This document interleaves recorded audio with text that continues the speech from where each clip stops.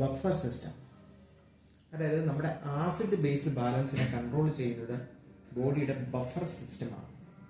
അതായത് എങ്ങനെയാണ് ഈ ബഫർ സിസ്റ്റം വർക്ക് ചെയ്യുന്നത്? അതായത് ഇത്രേ ഉള്ളൂ, നമ്മുടെ ബോഡിയിൽ എക്സ്ക്രീഷന് വേണ്ടിയിട്ട്, അതായത് എന്ത് വേസ്റ്റിനെയും പുറന്തള്ളുന്നതിന് വേണ്ടിയിട്ട് ഉപയോഗിക്കുന്ന പ്രധാനമായിട്ടും 3 സിസ്റ്റമാണ്. ഒന്ന് നമ്മുടെ ലങ്സിലൂടെ നമ്മൾ കാർബൺ ഡൈ ഓക്സൈഡിനെ പുറത്തള്ളുന്നു. ലങ്സ് പ്രവർത്തിക്കുന്ന പോലെ തന്നെ പ്രവർത്തിക്കുന്ന അടുത്തൊരു ഓർഗനാണ് കിഡ്നി. കാരണം കാർബൺ ഡൈ ഓക്സൈഡിന്റെ വർക്ക് എപ്രകാരം നടക്കുന്നു അതേപോലെ ഫാസ്റ്റായിട്ട് ഗ്ലോമറുലാർ ഫിൽട്രേഷനും ബോഡിയിൽ നടക്കുന്നുണ്ട്. പക്ഷെ അതിനെ കളക്ട് ചെയ്യാനായിട്ട് സംഭവം ഉള്ളതുകൊണ്ട് നമ്മളൊരു പ്രത്യേക സമയത്തെ പുറത്തേക്ക് വിടുന്നുള്ളത് മാത്രം. കളക്ടിങ് ചെയ്യാൻ ബ്ലാഡർ ഉള്ളതുകൊണ്ട്, അല്ലെങ്കിൽ സെക്കൻഡ് വെച്ച് സംഭവം ഉണ്ടായിക്കൊണ്ട് ഓരോ ഹാർട്ട് ഇടിപ്പിനും ഇത് ഉണ്ടായിക്കൊണ്ടിരിക്കുക.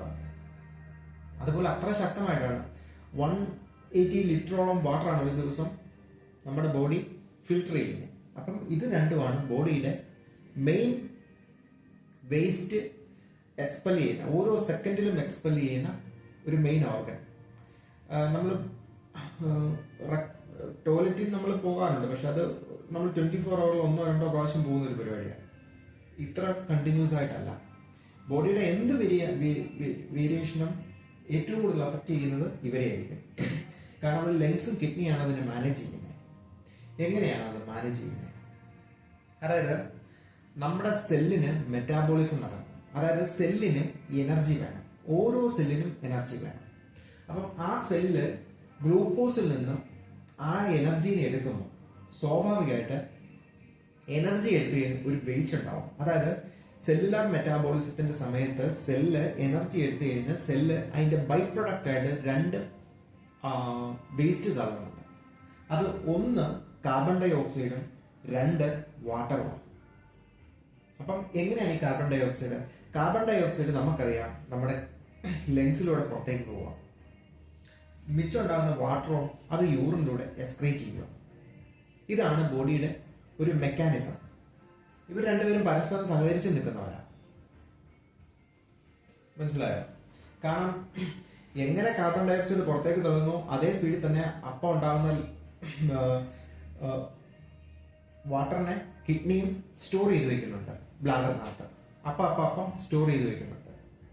അതാണ് നമ്മുടെ BP കുറഞ്ഞു കഴിഞ്ഞാൽ നമ്മുടെ കിഡ്നിയുടെയും എക്സ്ക്രീറ്ററി റേറ്റ് കുറയും. അതുകൂടാതെ നമ്മുടെ ലങ്സിന്റെ കുറവുകൊണ്ട് കാർബൺ ഡൈ ഓക്സൈഡ് ബോഡിയിൽ റിട്ടേൺ ആയി ലങ്സിന്റെയും വർക്ക് കുറയും. മനസ്സിലായോ? കാരണം എന്താണ് ഈ സംഭവം എന്ന് ചോദിച്ചു കഴിഞ്ഞാൽ, ഇനിയിപ്പം ഇതിന്റെ ഒരു ബഫർ സിസ്റ്റത്തിന്റെ പ്രത്യേകത മനസ്സിലാക്കണമെങ്കിൽ നമുക്കൊരു ഡിസീസ് കണ്ടീഷൻ എടുക്കാം. അതായത് COPD. ഒരു പേഷ്യന്റിന് COPD വന്നു. അപ്പം എന്താ സംഭവം എന്ന് പറഞ്ഞു കഴിഞ്ഞാൽ പുള്ളിയുടെ ബോഡിയിലേക്ക് കാർബൺ ഡൈ ഓക്സൈഡ് കൂടുതലായിട്ട് അക്യുമുലേറ്റഡ് ആവുക. മനസ്സിലായോ? കാർബൺ ഡൈ ഓക്സൈഡ് കൂടുതലായിട്ട് അക്യുമുലേറ്റഡ് ആകുമ്പോൾ എന്ത് സംഭവിക്കും എന്ന് പറഞ്ഞു കഴിഞ്ഞാൽ പുറത്തേക്ക് പോകുന്നില്ല. കാരണം ഒബ്സ്ട്രക്ഷൻ മൂലം എന്ത് സംഭവിക്കുന്ന കാർബൺ ഡൈ ഓക്സൈഡും വാട്ടറും കൂടി ചേർന്ന് കാർബോണിക് ആസിഡ് ഉണ്ടാവും.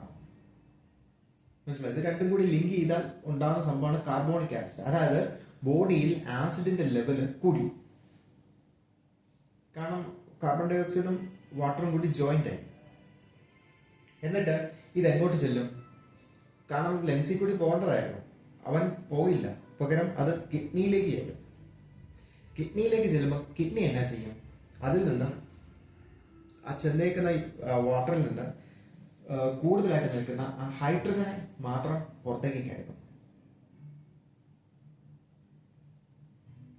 അതായത് HCO3 ആണ് അങ്ങോട്ട് ചെന്നത്, H2CO3 ആണ് അങ്ങോട്ട് ചെന്നത്. അതിൽ നിന്ന് ഒരു എച്ചിനെ മാത്രം, അതായത് ഹൈഡ്രജൻ ആറ്റത്തെ മാത്രം ഇങ്ങോട്ട് ബോഡി എടുക്കും, കിഡ്നി എടുക്കും. എന്നിട്ട് എക്സ്ക്രീറ്റ് ചെയ്യും. അപ്പൊ ബോഡിയിൽ എന്താ ഉള്ളത്? ഇനിയുള്ളത് HCO3 ഉള്ളത്.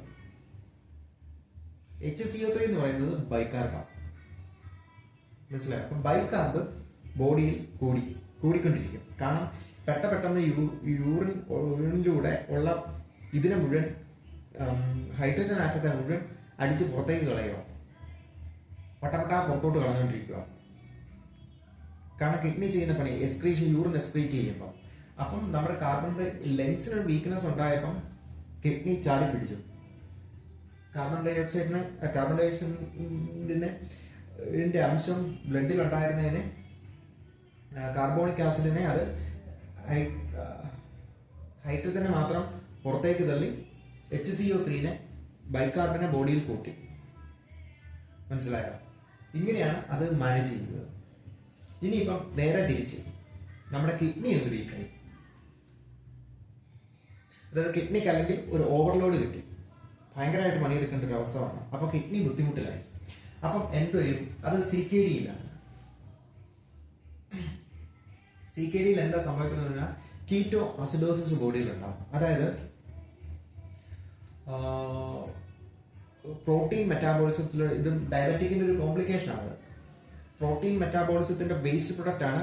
സാധാരണ കാർബോഹൈഡ്രേറ്റ് മെറ്റാബോളിസം ആണ് കൂടുതൽ. പ്രോട്ടീൻ മെറ്റാബോളിസം നടന്നു കഴിഞ്ഞാൽ അതിന്റെ വേസ്റ്റ് പ്രൊഡക്റ്റ് ആണ് കീറ്റോൺ ബോഡീസ്. അതൊരു ആസിഡ് കണ്ടന്റ്. അപ്പം ആസിഡ് കണ്ടന്റ് ബോഡിയിൽ ഒരുപാട് അങ്ങ് കൂടി കീറ്റോ അസിഡോസിസ് ഉണ്ടായി. അപ്പം എന്ത് ചെയ്യും? ഇതുപോലെ തന്നെ ഇതിലെ ആസിഡിനെ H2CO3, അത് H2CO3 ഒരുപാട് അങ്ങ് കൂടി എന്ന് വെച്ചാൽ ബ്ലഡിലെ ആസിഡിന്റെ അളവ് ഒരുപാട് അങ്ങ് കൂടിയപ്പം മെറ്റാബോളിക് അസിഡോസിസ് ഉണ്ടാവും. അതായത് നമുക്കറിയാലോ, കിഡ്നി ചെറുതായിട്ട് ആസിഡിനെ പുറത്തേക്ക് തള്ളുന്നില്ല. അപ്പം ആസിഡിന്റെ അളവ് ബോഡി കൂടിക്കഴിഞ്ഞപ്പം എന്ത് സംഭവിച്ചു എന്ന് പറഞ്ഞാൽ വാട്ടറുമായിട്ട് ജോയിന്റ് ആയി കാർബോണിക് ആസിഡ് തന്നെ വീണ്ടും ഉണ്ടാവും. അപ്പൊ ഈ കാർബോണിക് ആസിഡിന് അപ്പം ലെൻസ് സ്ട്രോങ് ആണ്. ലെൻസ് എന്ത് ചെയ്യും? ലെൻസിലേക്ക് ഈ കാർബോണിക് ആസിഡിനെ കൊണ്ടുവന്നിട്ട് അതിനകത്തുനിന്ന് കാർബൺ ഡൈ ഓക്സൈഡിനെ എടുത്ത് പുറത്തേക്ക് തട്ടും. അപ്പൊ പിന്നെ ബാക്കി ബോഡിയിൽ എന്തുണ്ട്? H2O, വാട്ടർ മാത്രമേ ഉള്ളൂ. അപ്പൊ കിഡ്നി വാട്ടറിനെ മാത്രം എക്സ്ക്രീറ്റ് ചെയ്താൽ മതി. കാരണം മെയിൻ സാധനമായ കാർബൺ ഡൈ ഓക്സൈഡിനെ നല്ല സ്പീഡിൽ ലെൻസിന്റെ പ്രവർത്തനം നടത്തി റെസ്പിറേറ്ററി റേറ്റ് കൂട്ടി ബോഡി തന്നെ എക്സ്ക്രീറ്റ് ചെയ്ത് ആസിഡ് ലെവലിനെ ബാലൻസ് ചെയ്യുക. മനസ്സിലായി? ഇതാണ് ബോഡിയുടെ ബഫർ സിസ്റ്റം പ്രവർത്തിക്കുന്ന രീതി. അത് പെട്ടെന്ന് കുസ്മൽ ബ്രീത്തിങ് എന്ന് പറയും. ഇങ്ങനെ കാണാൻ എടുക്കും. കാരണം ഉണ്ടാകുന്ന കാർബൺ ഡൈ ഓക്സൈഡിനെ കിഡ്നി ഒന്ന് വീക്ക് ആയതുകൊണ്ട് കിഡ്നിയിലൂടെ വാട്ടറിനെ മാത്രം വിട്ടിട്ട് കാർബൺ ഡൈ ഓക്സൈഡിനെ ഏറ്റവും ശക്തമായ രീതിയിൽ ലെൻസിലൂടെ അടിച്ചു കളയുക. Lens strong ആയിവിടെ. COPD ഒന്നും ഇല്ല പേഷ്യന്റിന്. ഇത് രണ്ടും കൂടി വന്നാലോ അടിഞ്ഞു പോകും. മനസ്സിലായോ? അതാണ് എന്റെ സംഭവം. ആയിക്കോട്ടെ.